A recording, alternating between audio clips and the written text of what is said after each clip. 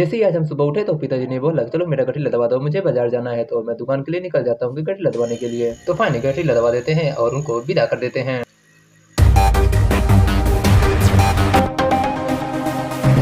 तो गाइस आज सुबह सुबह जैसे ही उठा और मैं देखा कि भाभी की लड़की वो पढ़ रही थी और चाचा की लड़की आके उसे डिस्टर्ब करके जय बहन चल खेलने चलते हैं। उसने मना कर दिया, बेचारी का दिल टूट गया। और मैं वहाँ बैठकर चाय की चुस्की ले रहा था, तभी फिर आई, बोली चल खेलने चलते हैं। और वह पानी पी रही होती है और कहती है चल मैं कटोरी रख देती हूँ, चल खेलते हैं। और वह देखती है उसके पापा आसपास नहीं होते तो वह बैग लेके कमरे में चली जाती है घूमने के लिए।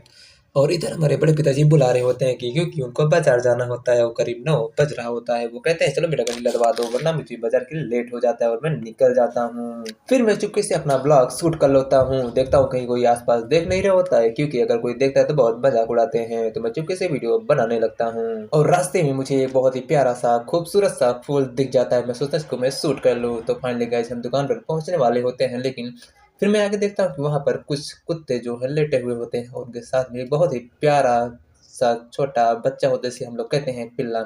और देखते हैं बहुत मज़े के साथ दूध पी रहे होते हैं। और ये सब देखने के बाद मैं फाइनली दुकान में पहुँच जाता हूँ, देखता हूँ पिताजी जो है दुकान खोले रहते हैं और अपने गाड़ी को घुमा रहे होते हैं। तो गाइस फाइनली मैं मोबाइल छुपा के जो है ऊपर चला जाता हूँ गठरी लदवाने के लिए, जिससे कि पिताजी हमें वीडियो रिकॉर्डिंग करते हुए देख ना ले और वो पीछे वाले कमरे में चले जाते हैं। तो गाइस आपको फुल नज़ारा दिखाते हैं हमारे दुकान का, ये देखिए। और ये सामने मंदिर है और मेरे सामने ये रोड है और ये हमारा मकान। और फाइनली हम गठरी लगवा देते हैं और उनको अब विदाई के लिए हम लोग तैयार हो जाते हैं। उनको छोड़ने के लिए क्योंकि नीचे भी उतारना होता है ना, तो उसी चीज़ का हम इंतजार करते रहते हैं, क्योंकि पिताजी चले गए होते हैं बगल वाले रूम में किसी को सामान देने। और मैं तुरंत वहाँ से वीडियो शूट करता हूँ और मैं बाहर देखता हूँ कि पिताजी जो है दुकान बंद कर रहे होते हैं। और फाइनली हम उनको यहाँ से विदा कर देते हैं, टाटा बाय बाय। और हमारे पिताजी ने घर के रखे बगल गुड़ में वहाँ और पे हमें बोला जो कि है इसको ले गन्ना जाओ और कटा दीदी हुआ को दे होता है दो और क्योंकि ताज़ा दीदी ताज़ा गुड़ रिटायर्ड रखा पुलिस में होता है, और क्योंकि वो दीदी जी हमारे कुल में और वो जयनगर लखनऊ में रहती हैं। लखनऊ। पिताजी ने बोला जाते वक्त इसको जो है लेते जाना और फिर दे देना। तो फाइनली गाइस मैं उसको ले लेता हूँ और मैं बाहर की तरफ निकलता हूँ, देखता हूँ कोई देख तो नहीं रहा है। और फिर मैं फाइनली मैं शटर को बंद करने वाला होता हूँ और मैं बंद भी कर देता हूँ। तब तक के लिए मैं सोचता हूँ कहीं गुड़ गिर ना जाए या फिर कोई मांग लेना ले रास्ते में, क्योंकि मेरे पास तो बस एक ही था। तो गाइस फाइनली हम उस गुड़ को लेकर और अपने दुकान से हम लोग निकल जाते हैं अपने घर की तरफ। और हम रास्ते में देखते हैं कि वहाँ से कुछ बच्चे जो है छूटे होते हैं और वो घर की तरफ आ रहे होते हैं। और मैं फाइनली वहाँ से निकल जाता हूँ और मुझे दिखता है ये गोबर का, क्या बोलते हैं इसको, आपको पता है तो हमें कमेंट करके ज़रूर बताइएगा कि उसको हम बोलते हैं ऊपरी। और देखता हूँ मेरी दीवार पे कुछ लिखा हुआ था है और मैं फिर उस फूल को मैं फिर से रिकॉर्ड कर लेता हूँ। फाइनली ये हमारे घर का जो है पूर्व प्रधान थे तो उनका था।